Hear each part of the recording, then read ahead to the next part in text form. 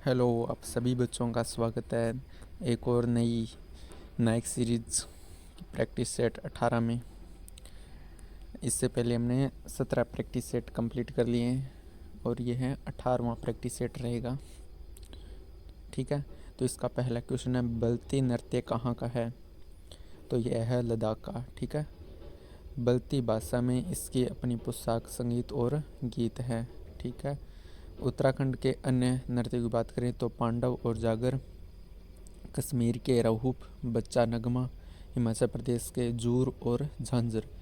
लद्दाख के अन्य नृत्य की बात करें तो सोंडोल, जबरो, चैनमो, कौसन और कोम्पा। ये कहाँ के हो गए? लद्दाख के अन्य नृत्य हो गए। Question number 2। क्वेश्चन नंबर 2 बोल रहा है, रुक्मणी देवी अरुणडेल। रुक्मणी देवी अरुणडेल। ठीक है, कि चेन्नई में कला क्षेत्र फाउंडेशन की स्थापना 1936 में किसने की थी? तो रुक्मणी देवी अरुणडेल ने की थी। भरतनाट्यम से जुड़ी रुक्मणी देवी अरुणडेल किससे जुड़ी हुई है? तो भरतनाट्यम से। आजीवन पशुओं के वेलफेयर से जुड़ी रही है रुक्मणी देवी अरुणडेल।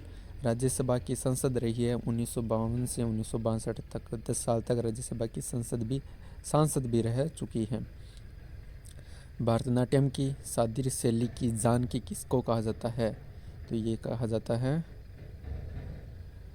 रुक्मणी देवी अरुणडेल को। ठीक है, उसके बाद में अलारमेल वैली की बात करें तो दिप्स का फाउंडेशन 1984 में शुरू किया था। और मृणालिनी साराभाई की बात करें तो ये भरतनाट्यम और कथकली दोनों से जुड़ी हुई है। क्वेश्चन नंबर 3, असगरी बाई को कौन सी संगीत की कला के लिए जाना जाता है? तो ध्रुपद संगीत की कला के लिए जाना जाता है। कौन सी? ध्रुपद शैली के लिए। अन्य कौन है ध्रुपद शैली से? तो मुकुंद देव साहू, पंडित राम कुमार मलिक और लक्ष्मण भट्ट को 2024 का पद्मश्री भी मिल चुका है।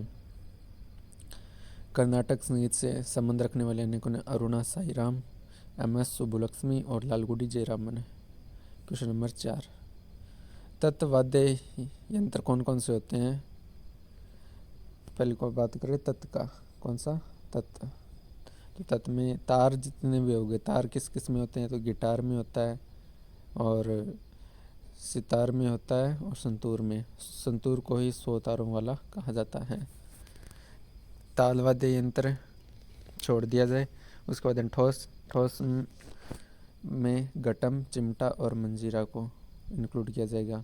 और वायु सुशीर वाद्य यंत्र कौन से? बांसुरी, शहनाई और नादस्वरम हो जाएगा। ठीक है, शहनाई इंपॉर्टेंट है। उसके बाद में क्वेश्चन नंबर 5, चेरा पहारा अनुष्ठान किससे संबंधित है? तो चेरा पहारा की बात करें तो यह उड़ीसा की एक रथ यात्रा है। ठीक है, दुनिया की सबसे ज़्यादा देखी जाने वाली यात्रा कौन सी है? तो उड़ीसा की रथ यात्रा। इसमें 3 किलोमीटर तक यह दूरी तय की जाती है, पुरी से गुडीचा तक। आषाढ़ माह में होती है ये। 9 दिवसीय यात्रा रहती है। इसमें किन किन का पूजन होता है? तो भगवान जगन्नाथ, भगवान बलभद्र और इनकी बहन है सुभद्रा, जो कि छोटी बहन है। क्वेश्चन नंबर 6, मानक तीरंदाजी स्पर्धा में प्रयुक्त होने वाले लक्ष्य में कितने वर्त होते हैं? तो ये कितने होते हैं? इम्पोर्टेंट है, 10 वर्त होते हैं। कितने? 10। मानक तीरंदाजी में कितने? वो गोल चक्र होते हैं ना, जहाँ पे हमारे टारगेट साधना होता है, तो वो कितने होते हैं? 10 होते हैं। तो तीरंदाजी में बात करें तो भूटान का राष्ट्रीय खेल कौन सा है? तो ये है तीरंदाजी। 1900 में ओलंपिक में शामिल हुआ था। कब हुआ था? 1900 में ओलंपिक में शामिल। तीरंदाजी की शब्दावली की बात करें तो इससे जुड़े तो बो हो गया, एक तो बो हैंड हो गया, आर्म गार्ड, रिलीज हो गया, bulls I very very important है, और फुल्डर हो गया। बुल्स आई की बात करें तो यह, यदि इस पर निशाना लगता है तो हमें 10 पॉइंट मिलते हैं। ठीक है, यदि बुल्स आई के बाद वाला जो सर्कल होता है उसको बोलते हैं रेड सर्कल, जिसमें 9 पॉइंट मिलते हैं। और रेड सर्कल के बाद में वाला सर्कल होता है उसको बोलते हैं ब्लू सर्कल, जिसमें निशाना लगे तो 8 पॉइंट मिलते हैं। ठीक है, क्वेश्चन नंबर 7, हाउस डेट का संबंध किससे है? तो है क्रिकेट से संबंध है हाउस डेट का, क्रिकेट से। हाउस डेट की बात करें तो यह एक प्रकार की अपील है जो अंपायर द्वारा की जाती है। हाउस डेट क्या है? अपील है एक जो कि अंपायर द्वारा की जाती है। क्रिकेट की शब्दावली में बात करें तो follow on, googly, LBW, DRS, DLS और cover short, long on, long off, hat trick, brace किसको बोलते हैं? 2 बॉल पर 2 विकेट, गांबी 4 बॉल पर 4 विकेट और बेसबॉल। उसके बाद question number 8, the fall of A sparrow book या फिर आत्मकथा ये किसकी है? तो सलीम अली की एक आत्मकथा है। सलीम अली को ही बर्डमैन ऑफ इंडिया कहते हैं। राज कपूर की बात करें, the one and only showman किसकी बुक है? तो राज कपूर की। कपिल देव की क्रिकेट माई स्टाइल और अटल बिहारी वाजपेयी की क्या खोया क्या पाया, न दे न पलायनम, ये अटल बिहारी वाजपेयी की बुक्स है। सलीम अली अभयारण्य कहाँ है? जम्मू कश्मीर में, यह भी इम्पोर्टेंट है। क्वेश्चन नंबर 2, कौन सा भारतीय राज्य बौद्ध गुफा मंदिरों का घर है जिन्हें बराबर गुफाओं के नाम से जाना जाता है? तो यह बिहार में स्थित है। बराबर की गुफाएं कहाँ स्थित है? जो कि बिहार में है, जो बौद्ध के लिए प्रसिद्ध गुफा मंदिर है। बराबर गुफाओं का निर्माण अशोक द्वारा किया गया था। और महाराष्ट्र में कौन कौन सी गुफाएं हैं? तो एलिफेंटा, अजंता और एलोरा की गुफाएं महाराष्ट्र में हैं। बाघ गुफाएं कहाँ पर है? मध्य प्रदेश में। बाघ में गुफाएं कितनी हैं? तो ये 9 है। बाघ गुफाओं की संख्या कितनी है? 9। उदयगिरी और भीमबेटका और पांडव ये कहाँ पर है? मध्य प्रदेश में। बेलम केव्स आंध्र प्रदेश में। रावण फाडी गुफा एहोल कर्नाटक में और पांडवलेनी गुफा महाराष्ट्र में। क्वेश्चन नंबर 10, राष्ट्रीय डोप परीक्षण प्रयोगशाला नई दिल्ली में 2008 में IOC द्वारा, इंटरनेशनल ओलंपिक कमेटी द्वारा इसको किया गया था। वाडा की बात करें तो 1999 में स्थापना होती है। नाडा की बात करें तो नेशनल एंटी डोपिंग एजेंसी, नाडा की स्थापना 2005 में होती है और नाडा का हेडक्वार्टर नई दिल्ली में है। क्वेश्चन नंबर 11, राज्यपाल किस में आता है? तो भाग 6 में राज्यपाल की बात की गई है। नियुक्ति राज्यपाल की राष्ट्र द्वारा की जाती है और यह एक अधिक राज्यों के राज्यपाल के रूप में भी रह सकता है। मतलब कि एक राज्यपाल 2 अन्य राज्यों का राज्यपाल भी हो सकता है अलग अलग, और इसका कार्यकाल 5 वर्ष का होता है। यह राष्ट्रपति के प्रसाद पर्यंत रहता है।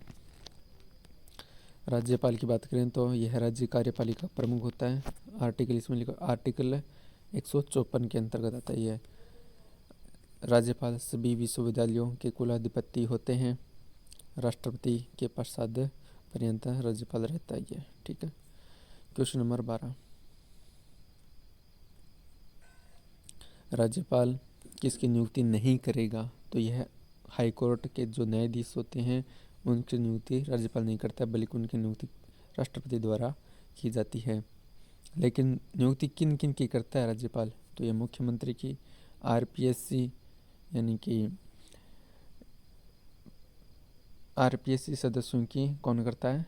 राज्यपाल करता है। और महाधिवक्ता किस में आता है? आर्टिकल 165 में। RPSC मतलब राजस्थान पब्लिक सर्विस कमीशन हो गया, ठीक है। वैसे यहाँ पर SPSC भी कर सकते हैं क्योंकि स्टेट के लिए स्टेट पब्लिक सर्विस कमीशन हो जाएगा।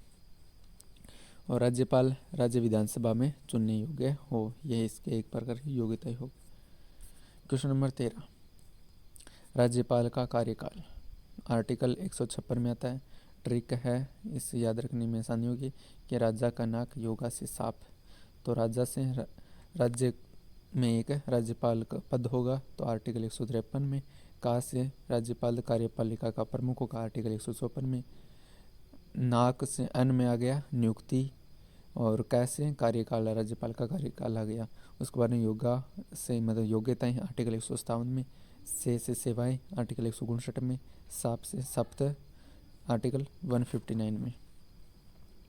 कुछ आर्टिकल 161 में बात करें तो यह राज्यपाल का समाधान होता है, लेकिन 2 प्रकार के समाधान वो माफ़ नहीं कर सकता राज्यपाल, एक तो मृत्युदंड और एक कोर्ट मार्शल, इन दोनों को राज्यपाल माफ़ नहीं कर सकता। आर्टिकल 213 की बात करें तो राज्यपाल का अध्यादेश आता है, यह अधिकतम 6 मंथ और 6 वीक तक ही वैलिड वैध रहता है। क्वेश्चन नंबर 14, 7वें कॉन्स्टिट्यूट अमेंडमेंट की बात करें तो इसमें आता है कि 2 या 2 से अधिक राज्यों के लिए एक ही व्यक्ति राज्यपाल के रूप में नियुक्ति। 15वें कॉन्स्टिट्यूट अमेंडमेंट में उच्च न्यायालय के न्यायाधीशों की सेवानिवृत्ति की आयु 60 से 62 करना।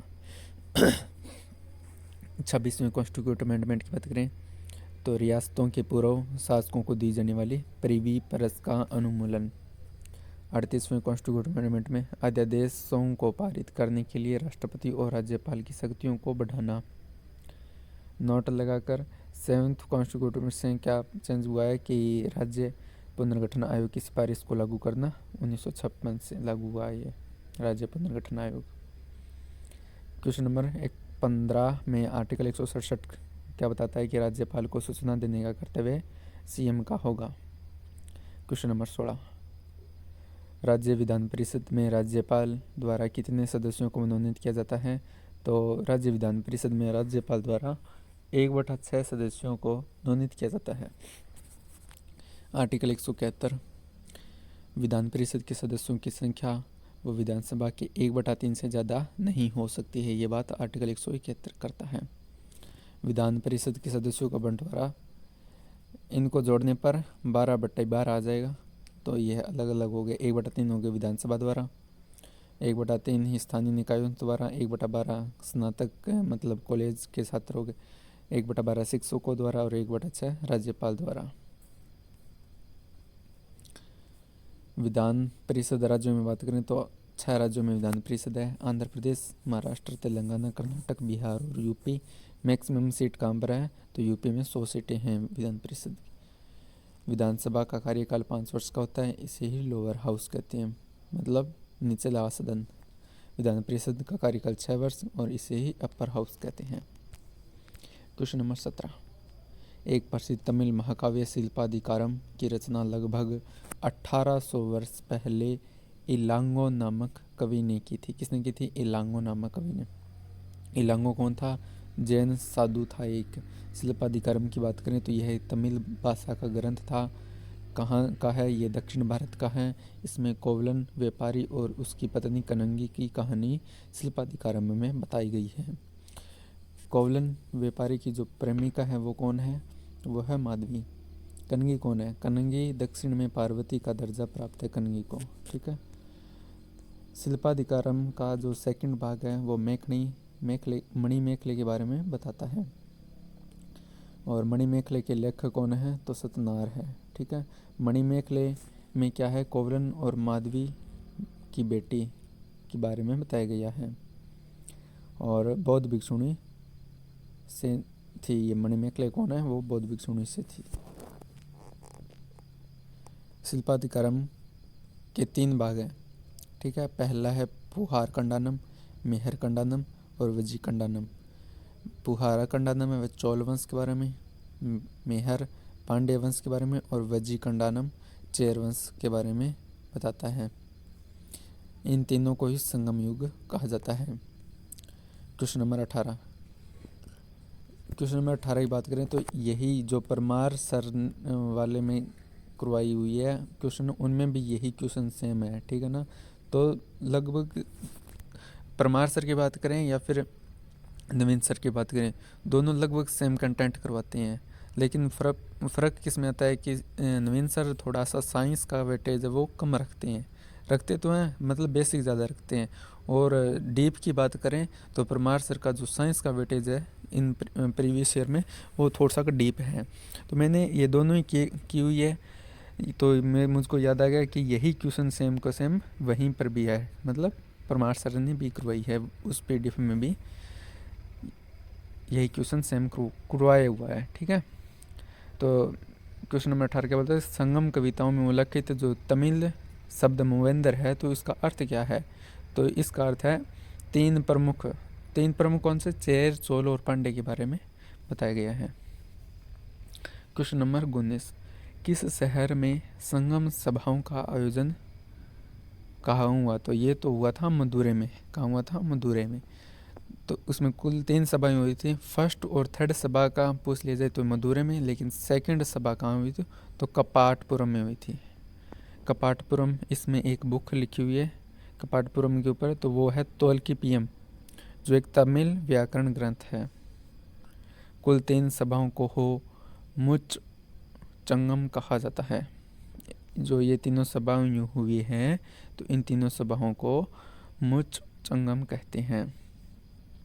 कुछ वंश है, उनकी प्रतीक है, उनकी राजधानी और संस्थापक मुख्य, जैसे चोर का चित्ता और बाघ हो गया प्रतीक चिन्ह, राजधानी उरेयूर, और विजयालय चोल संस्थापक हो गया चोल वंश का विजयालय चोल। चेर में धनुष और बाण प्रतीक हो गए, वज्जी राजधानी, उज्जैन चेरिल है वो संस्थापक, पांडे की मछली और कोरकई हो गई राजधानी, और कंटू कौन हो गया संस्थापक। क्वेश्चन नंबर 21, चोल राजवंश अंतिम शासक राजेंद्र चोल थर्ड था। राजेंद्र चोल फर्स्ट की बात करें तो इन्हीं को गंगा विजेता और चोलों का स्वर्ण काल राजेंद्र चोल फर्स्ट को ही कहा जाता है। क्वेश्चन नंबर 22, किस पांडे राजा पर मलिक काफूर ने हमला किया और मदुरै को लूट लिया? तो यह है वीरा पांडे फोर्थ के समय। मलिक काफूर को ही 1000 दिनारी कहते हैं। मलिक काफूर के अभियान दक्षिण में कौन कौन से हुए? तो 1306 में एक मंगोल अभियान, 1310 में वारंगल, 1308 में देवगिरी यादववंश के खिलाफ, और 1310 में पांड्य वंश के खिलाफ, और 1311 में द्वार समुद्रम को क्या है? तो ये होयसल वंश की राजधानी है। ठीक है। क्वेश्चन नंबर 23, भारत का एकमात्र स्थान जहाँ टिन पाया जाता है, टिन का प्रतीक हो गया असअन।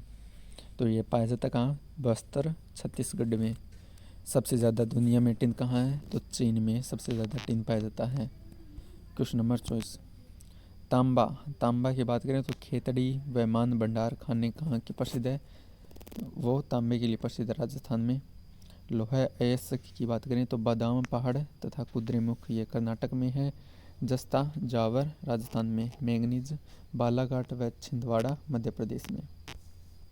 क्वेश्चन नंबर 25, उदयपुर की जावर की खाने वो किस खनिज के उत्खनन के लिए प्रसिद्ध है? तो जिंक व या जस्ता दोनों के लिए।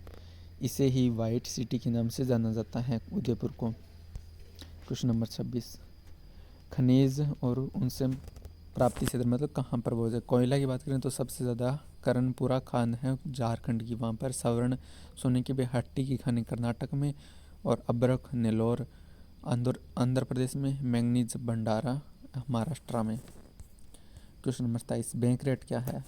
तो जिस पर आरबीआई वाणिज्यिक बैंकों को उधार देता है दैट इज उसे ही रेपो रेट कहते हैं। आरआर की बात करें तो रिवर्स रेपो रेट, जो कि वाणिज्यिक बैंक अपनी अतिरिक्त धनराशि आरबीआई के पास जमा करता है। क्वेश्चन नंबर 28, भारत का केंद्रीय बैंक कौन सा है? आरबीआई है।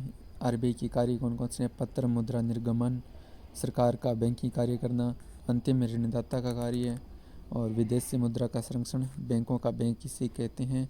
मौद्रिक नीति का निर्माण करता है केंद्रीय बैंक। क्वेश्चन नंबर 29,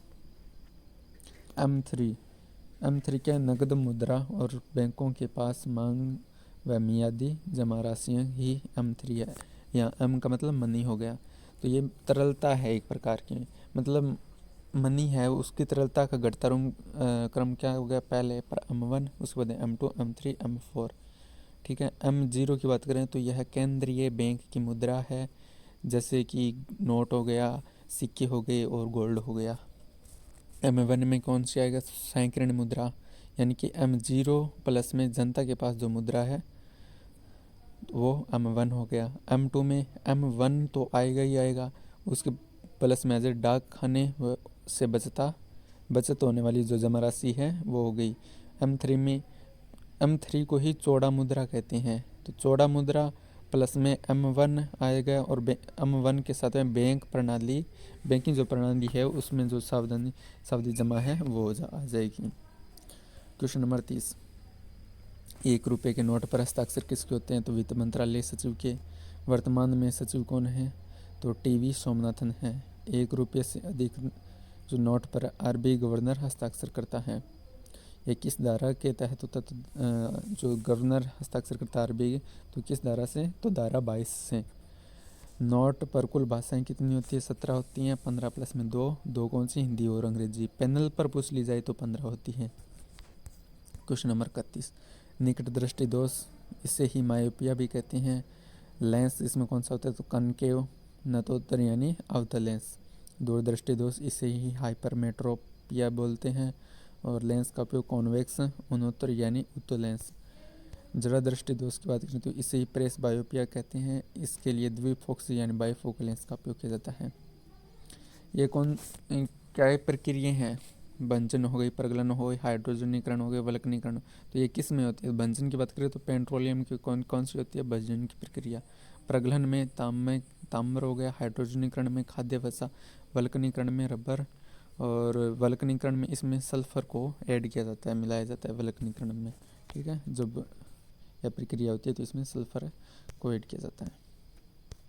पीतल किस से मिलकर बना? तांबा और जस्ता। तांबा कितना? 70% है। कांसा की बात करें तो तांबा और टिन से मिलकर तांबा इसमें 88% और टिन 12% होता है।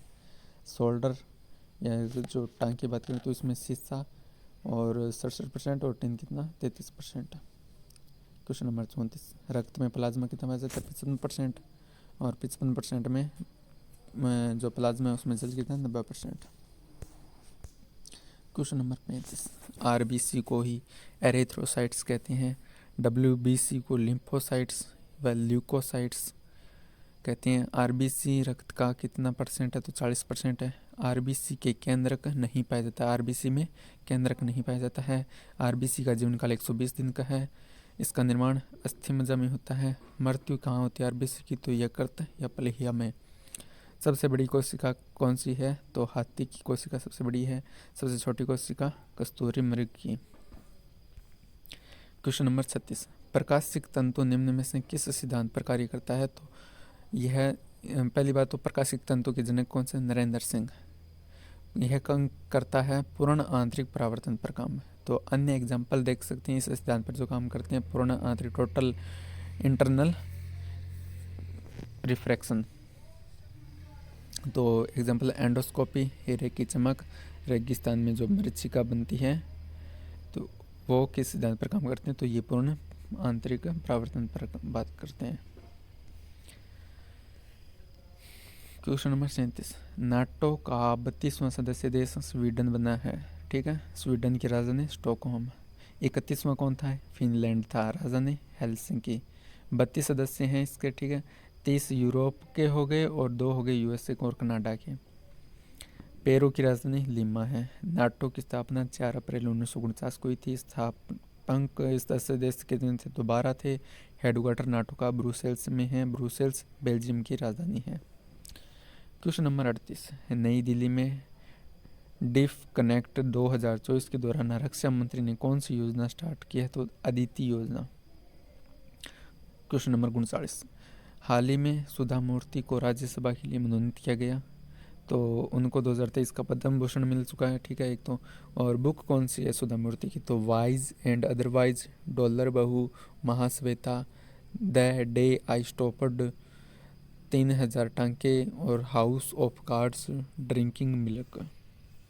क्वेश्चन नंबर 40, अंतिम क्वेश्चन आज का प्रैक्टिस सेट का। कछुआ संरक्षण रिजर्व कहाँ पर खुला है? तो उत्तर प्रदेश गोंडा में। विश्व का पहला गिद्ध संरक्षण केंद्र कौन सा है? महाराजगंज यूपी में। यूपी का पहला गाय अभ्यारण्य मुजफ्फरनगर यूपी में। भारत में प्रोजेक्ट कछुआ संरक्षण परियोजना कब शुरू हुई थी? तो 1975 में। तो यह उड़ीसा के कटक जिले में हुई है, भितरकनिका अभ्यारण्य में। तो यहाँ पर आज हमने 18वां प्रैक्टिस सेट नेक्स्ट सीरीज़ का कंप्लीट कर लिया है। कल आएगा प्रैक्टिस सेट 19 नंबर। ठीक है, आज के लिए इतना ही। सभी खुश रहें, सभी को धन्यवाद। क्लास को लाइक करें, कमेंट करें और सब्सक्राइब का बटन दबा दें।